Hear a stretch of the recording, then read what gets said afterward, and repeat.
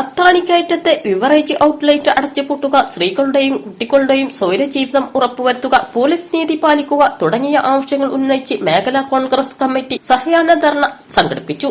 Wandoor Shanthinagar Athanikkal beverage ഔട്ട്ലെറ്റിന് സമീപം സംഘടിപ്പിച്ച പ്രതിഷേധം MLA AP അനിൽകുമാർ ഉദ്ഘാടനം ചെയ്തു. മദ്യപിക്കുവാൻ തുറന്ന സ്ഥലങ്ങളിൽ മദ്യം വാങ്ങുവാൻ അവകാശമുണ്ട്. പക്ഷേ മദ്യം തുറന്ന സ്ഥലങ്ങളിൽ നിന്ന് ഉപയോഗിച്ചുകൊണ്ട് അനാശാസ്യ പ്രവർത്തനം നടത്തുവാനും നിയമസംരക്ഷണം നൽകുന്നില്ല ഒരാൾക്കും.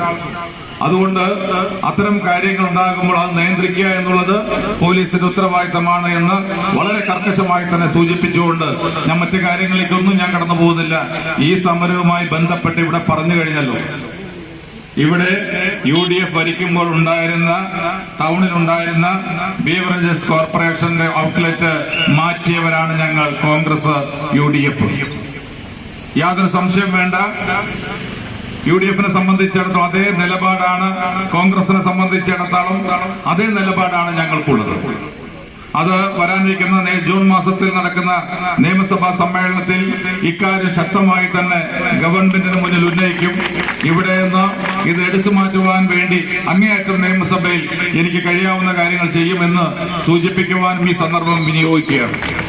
അതോടൊപ്പം തന്നെ ഇവിടുത്തെ CPM-നെയൊന്നും ഞാൻ കുറ്റപ്പെടുന്നില്ല. അവർ പറയുന്ന അതേ രീതിയിൽ ഞാൻ തിരിച്ചു പറയാൻ ആഗ്രഹിക്കുന്നില്ല. പക്ഷേ നമുക്ക് CPM നേതാക്കൾ ഉൾപ്പെടെ, ഞാൻ ഇവിടുത്തെ ജനപ്രതിനിധിയാണ്, കോൺഗ്രസിന്റെയോ മുസ്ലിം ലീഗിന്റെയോ മാത്രം MLA അല്ല. എനിക്ക് വോട്ട് ചെയ്തവരുടെയും വോട്ട് ചെയ്യാത്തവരുടെയും ജനപ്രതിനിധിയാണ്. മാളിയേക്കൽ രാമചന്ദ്രൻ അധ്യക്ഷത വഹിച്ചു. Kalikavu block Congress president Joji K. Alex മുഖ്യപ്രഭാഷണം നടത്തി.